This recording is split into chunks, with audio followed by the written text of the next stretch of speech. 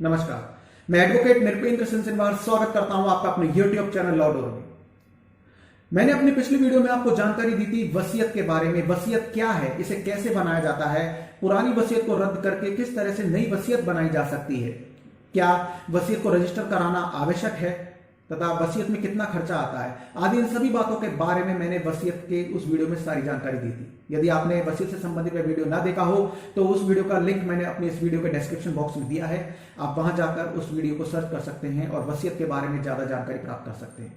आज इस वीडियो में मैं आपको जानकारी देने जा रहा हूं वसीयत को किन आधारों पर चुनौती दी जा सकती है यदि वह वसीयत गलत, धोखाधड़ी पूर्वक या दबाव पैदा करके बनाई गई है।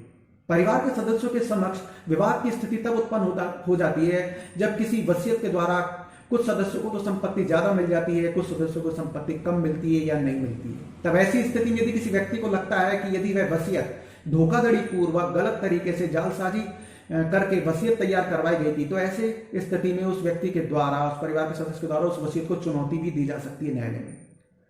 तथा यदि जिन आधारों पर उस वसीयत को चुनौती दी गई है, यदि वे आधार न्यायालय के समक्ष प्रूव हो जाते हैं, साबित हो जाते हैं, तो ऐसी स्थिति में उस विवादित वसीयत का कुछ भाग या उस वसीयत को पूरा ही न्यायालय कैंसिल कर सकता है, रद्द कर सकता है।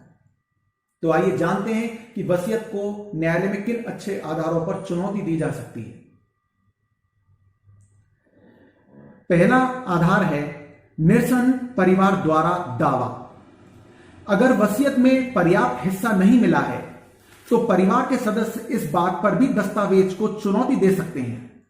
कानून के मुताबिक परिवार का मुखिया, जो कि परिवार का हेड होता है, परिवार का पालन करता होता है, उस पर ही परिवार के अन्य सदस्यों की पूरी देखभाल का जिम्मा होता है, जैसा कि हिंदू उत्तराधिकार अधिनियम में लिखा गया है। अगर वसीयत में इन लोगों के लिए उचित प्रावधान न किए गए हों या आश्रय के कानून के तहत उन्हें हक न मिला हो तो वह फैमिली कोर्ट या हाई कोर्ट में दावा भी कर सकते हैं। दूसरा आधार है वसीयत पर गवाह के दस्तखत ना होना।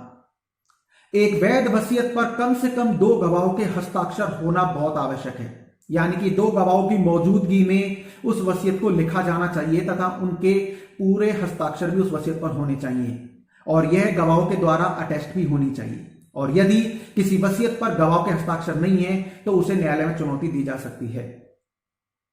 तीसरा वसीयत को चुनौती देने का आधार है वसीयतकर्ता के दस्तखत गवाहों की मौजूदगी में होने चाहिए।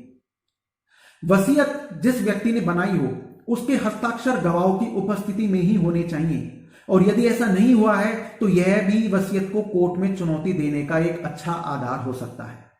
तो हमेशा इस बात का ध्यान रखा जाना चाहिए कि जिन गवाहों के दस्तखत उस वसीयत पर हो रहे हैं, क्या वसीयतकर्ता ने भी साइन उन गवाहों की मौजूदगी में किए थे, इस बात का ध्यान जरूर रखा जाना चाहिए। चौथा वसीयत को चुनौती देने का आधार है वसीयत का लिखित में ही होना। एक वैध वसीयत लिखित में ही होनी चाहिए, इसका पूरा ध्यान रखा जाना चाहिए। और जहां तक हो वसीयत यदि वसीयतकर्ता के द्वारा लिखी गई है तो इससे अच्छा वैध आधार कोई हो नहीं सकता है।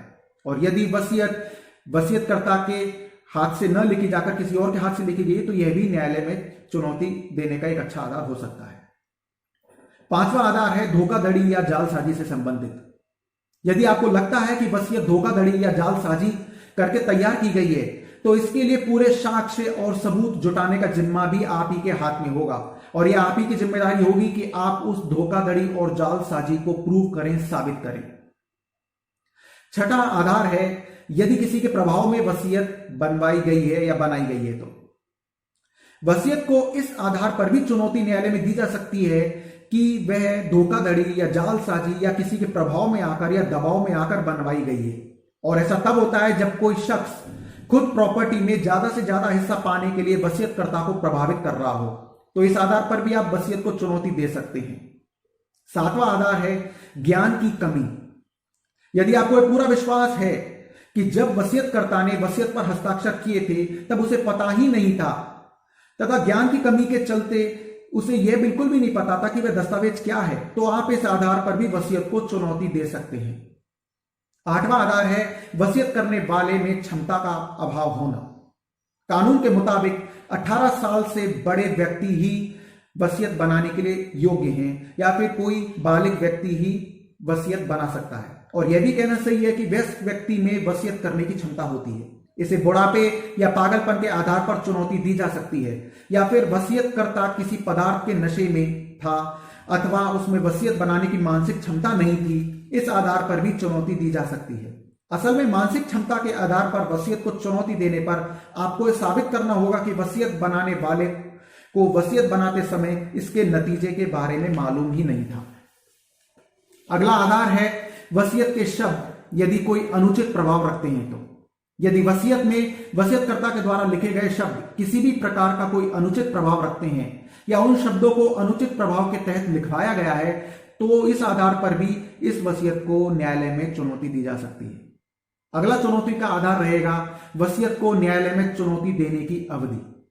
किसी भी वसीयत को उसके वसीयतकर्ता की मृत्यु होने के बाद वसीयत के लागू होने के 12 वर्षों के भीतर चुनौती दी जा सकती है।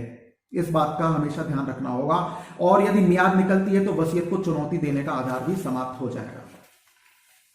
अगला आधार है वसीयतकर्ता की इच्छा के विरुद्ध यदि वसीयत बनाई गई है तो। यहां पर यदि आप वसीयत को चुनौती न्यायालय में देने जा रहे हैं तो आपको न्यायालय में यह साबित करना होगा कि वसीयतकर्ता का वसीयत या विल को बनाने में कोई भी इंटरेस्ट नहीं था, उसका कोई इरादा या आशय या इच्छा थी ही नहीं। हालांकि इस आधार पर वसीयत को चुनौती बहुत कम दी जाती है, क्योंकि इसे साबित करना भी थोड़ा मुश्किल हो जाता है। परंतु यदि आपके पास में इस बिंदु को साबित करने के साक्ष्य या सबूत आपके पास हैं, तो आप वसीयत को इस आधार पर चुनौती दे सकते हैं। करीब 90% वसीयत न्यायालय में चुनौती दिए बगैर ही पास हो जाती है। और इसके अलावा मैं आपको यह भी स्पष्ट कर देता हूं कि न्यायालय वसीयत को वसीयतकर्ता की आवाज मानता है, वसीयत पर विश्वास करता है। यदि आपकी किसी वसीयत में रुचि है तथा आप चाहते हैं कि उस वसीयत को आप चुनौती देना चाहते हैं, और आपको ये लगता है कि वसीयत गलत आधारों पर धोखाधड़ी या जालसाजी पूर्वक या फिर कुछ अलग परिस्थितियां उत्पन्न करके बनवाई गई थी, तो ऐसी स्थिति में आप इन आधारों का सहारा लेकर उस वसीयत को न्यायालय में चुनौती दे सकते हैं। तो यह थी जानकारी वसीयत को किन आधारों पर चुनौती दी जा सकती है उससे संबंधित।